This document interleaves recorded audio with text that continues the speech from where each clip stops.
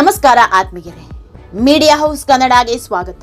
ರಾಜ್ಯ ಕಾಂಗ್ರೆಸ್ ಪಕ್ಷದಲ್ಲಿ ಈಗ 3 ಪವರ್ ಹೌಸ್ ನಿರ್ಮಾಣ ಆಗಿದೆ. ಸಿದ್ದು ಸರ್ಕಾರ ಉರುಳೋದಕ್ಕೆ ಮೊದಲು ಎಲ್ಲಾ ರೀತಿಯಲ್ಲಿ ಸರಿದೂಗಿಸಿಕೊಂಡು ಹೋಗ್ತಾ ಇದ್ರು. ರಾಜ್ಯ ನಾಯಕರ ಪಡೆ ಒಂದ್ ಕಡೆ ಆದ್ರೆ ದಿಲ್ಲಿ ನಾಯಕರು ಇನ್ನೊಂದ್ ಕಡೆ ನಿಂತಿದ್ರು. ಆದ್ರೆ ಈಗ ಪರಿಸ್ಥಿತಿ ಹಾಗಿಲ್ಲ. ಕಾಂಗ್ರೆಸ್ ಪಾಲಿಗೆ ರಾಜ್ಯದಲ್ಲಿ 3 ಪವರ್ ಹೌಸ್ ನಿರ್ಮಾಣ ಆಗಿದೆ. ಅಂದ್ರೆ 3 ಕಾಂಗ್ರೆಸ್ ನಾಯಕರ ಮನೆಗಳೇ ಶಕ್ತಿ ಕೇಂದ್ರಗಳಾಗಿ ನಿರ್ಮಾಣ ಆಗಿದೆ. ಇದನ್ನ ಸಾಬೀತುಪಡಿಸುವಂತೆ ಇತ್ತೀಚಿನ ಬೆಳವಣಿಗೆ ಸದ್ಯಕ್ಕೆ ಕಾಂಗ್ರೆಸ್ ಪಾಳೆಯದಲ್ಲಿ ಸಂಪುಟ ವಿಸ್ತರಣೆ ಕಸರತ್ತು ಜೋರಾಗಿ ನಡೀತಾ ಇದೆ. ಖಾಲಿ ಇರೋ 20 ಸ್ಥಾನಕ್ಕೆ 50ಕ್ಕೂ ಹೆಚ್ಚು ಶಾಸಕರು ಬೇಡಿಕೆ ಇಟ್ಕೊಂಡು ಕೂತಿದ್ದಾರೆ. ಈ ಬಾರಿ ನಮಗೆ ಸಚಿವ ಸ್ಥಾನ ಸಿಗಲೇಬೇಕು ಅಂತಿದ್ದಾರೆ. ಹಿರಿಯ ನಾಯಕರು ಹಿರಿತನದ ಆಧಾರದ ಮೇಲೆ ಸಚಿವ ಸ್ಥಾನ ಕೊಡಿ ಅಂದ್ರೆ ಕಿರಿಯರು ಯುವ ಪಡೆಯನ್ನ ಕಟ್ಟಿ ಅಂತಿದ್ದಾರೆ. ಇದರ ಮಧ್ಯೆ ಜಾತಿ ಲೆಕ್ಕಾಚಾರ ಜೋರಾಗಿ ಓಡ್ತಾ ಇದೆ. ಹೀಗಾಗಿಯೇ ರಾಜ್ಯದಲ್ಲಿ 3 ಶಕ್ತಿ ಕೇಂದ್ರಗಳು ಫುಲ್ ಆಕ್ಟಿವ್ ಆಗಿದೆ. ಅದರಲ್ಲಿ ಮೊದಲನೆಯದ್ದು ಸಿದ್ದರಾಮಯ್ಯ ಮನೆ, ಎರಡನೆಯದ್ದು ಸಿಎಂ ಡಿಕೆಶಿ ಮನೆ, ಕೊನೆಯದ್ದು ಎಐಸಿಸಿ ಅಧ್ಯಕ್ಷ ಮಲ್ಲಿಕಾರ್ಜುನ ನಿವಾಸ. ಸಚಿವ ಸ್ಥಾನಕ್ಕೆ ಭರ್ಜರಿ ಲಾಭಿ ಮಾಡ್ತಿರೋ ಕಾಂಗ್ರೆಸ್ ಶಾಸಕರು ಈ 3 ನಾಯಕರ ಮನೆಗೆ ಮೇಲಿಂದ ಮೇಲೆ ಎಡಕ್ತಾಗ್ತಿದ್ದಾರೆ. ಮೊನ್ನೆಯಿಂದಲೂ ಸಿದ್ದರಾಮಯ್ಯ ನಿವಾಸದಲ್ಲಂತೂ ಶಾಸಕರ ದಂಡೆ ಸೇರ್ತಾ ಇದೆ. ಈ ಬಾರಿಯ ಸಂಪುಟ ವಿಸ್ತರಣೆಯಲ್ಲಿ ಸಿದ್ದರಾಮಯ್ಯ ಪಟ್ಟಿಯೇ ಮೇಲುಗೈ ಸಾಧಿಸುವಂತೆ ಕಾಣ್ತಾ ಇದೆ. ಯಾಕಂದ್ರೆ ಬಹುತೇಕ ಶಾಸಕರು ಸಿಎಂಗಿಂತ ಸಿದ್ದರಾಮಯ್ಯ ದುಂಬಾಲು ಬಿದ್ದಿರೋದೇ ಜಾಸ್ತಿ. ತಮಗೆ ಈ ಬಾರಿ ಸಚಿವ ಸ್ಥಾನ ಕೊಡಿಸುವಂತೆ ಭಾರಿ ಒತ್ತಡ ಹಾಕ್ತಿದ್ದಾರೆ.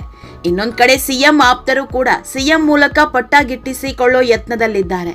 ನಿನ್ನೆಯಿಂದ ಮಾಗಡಿ ಶಾಸಕ ಬಾಲಕೃಷ್ಣ ನಾರಾಯಣಸ್ವಾಮಿ, ಪ್ರಕಾಶ್ ಕೋಳಿವಾಡ, ಸಚಿವ ಮುನಿಯಪ್ಪ ಸೇರಿದಂತೆ ಹಲವು ನಾಯಕರು ಸಿಎಂ ಮನೆಯಲ್ಲಿ ಮಹತ್ವದ ಚರ್ಚೆ ನಡೆಸಿದ್ದಾರೆ. ಶಾಸಕರು ಸಚಿವ ಸ್ಥಾನಕ್ಕೆ ಬೇಡಿಕೆ ಇಟ್ರೆ ಸಚಿವ ಮುನಿಯಪ್ಪ ತಮಗೆ ಬೇರೆ ಖಾತೆ ನೀಡುವಂತೆ ಮನವಿ ಮಾಡಿದ್ದಾರೆ. ಮುನಿಯಪ್ಪಗೆ ಹಳೆ ಖಾತೆ ಕೊಟ್ಟಿದ್ದಕ್ಕೆ ಸೆಟ್ಟಾಗಿದ್ದು ಮೊದಲ ದಿನದಿಂದಲೂ ಅಸಮಾಧಾನ ವ್ಯಕ್ತಪಡಿಸ್ತಾನೆ ಇದ್ದಾರೆ. ರಾಹುಲ್ ಗಾಂಧಿ ಮುಂದೆಯೂ ತಮ್ಮ ಅಸಮಾಧಾನ ಹೊರಹಾಕಿದ್ರು.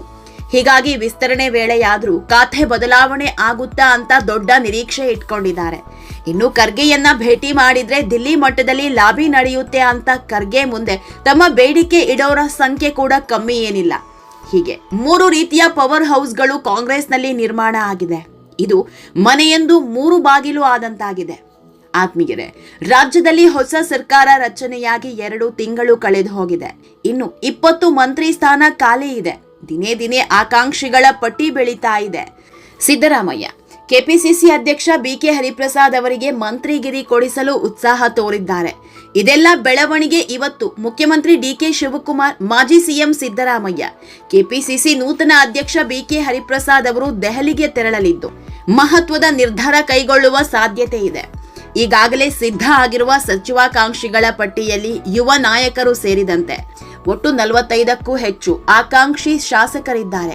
ಹೀಗಾಗಿ ಸೀಟು ಸಿಗದ ಶಾಸಕರನ್ನ ಸಂಭಾಳಿಸೋದೆ ಕಾಂಗ್ರೆಸ್ಗೆ ದೊಡ್ಡ ಸವಾಲಾಗಬಹುದು. ಆತ್ಮೀಯರೇ, ಕಾಂಗ್ರೆಸ್ ನಾಯಕರ ತಲೆಯಲ್ಲಿ ಇರೋದೊಂದೇ, ಈ ಬಾರಿಯ ಸಂಪುಟ ವಿಸ್ತರಣೆಯನ್ನ 2028ರ ಚುನಾವಣೆಯನ್ನ ಗುರಿಯಾಗಿಸಿಕೊಂಡೇ ಹೆಜ್ಜೆ ಹಾಕಬೇಕು. ಈಗ ವಿಸ್ತರಣೆ ಆಗೋ ಸಂಪುಟ 2028ರಲ್ಲಿ ಪಕ್ಷವನ್ನ ಅಧಿಕಾರಕ್ಕೆ ತರಬಲ್ಲ ಚತುರ ಸಾಮರ್ಥ್ಯ ಹೊಂದಿದವರಿಗೆ ಮಣೆ ಹಾಕುವ ಸಾಧ್ಯತೆ ಇದೆ.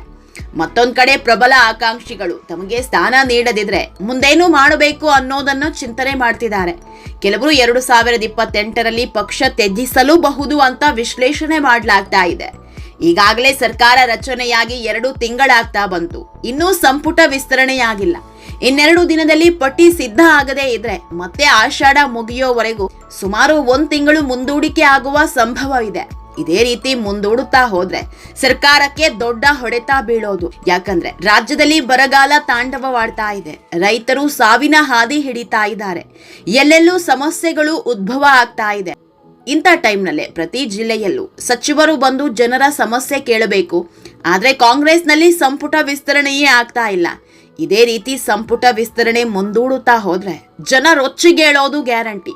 ರಾಜ್ಯ ವಿಧಾನಸಭಾ ಚುನಾವಣೆಗೆ ಜಸ್ಟ್ 2 ವರ್ಷ ಮಾತ್ರ ಸಮಯ ಇದೆ. ಇಂಥ ಹೊತ್ತಲ್ಲಿ ಈ ರೀತಿಯ ನಿರ್ಲಕ್ಷ್ಯ ತೋರ್ತಾ ಹೋದ್ರೆ ಕಾಂಗ್ರೆಸ್ಗೆ ಹೊಡೆತ ಬೀಳೋದು ಗ್ಯಾರಂಟಿ. ನೋಡೋಣ, ಇವತ್ತು ಸಿದ್ದು ಡಿಕೆಶಿ ದೆಹಲಿಗೆ ಹೋಗ್ತಿದ್ದಾರೆ.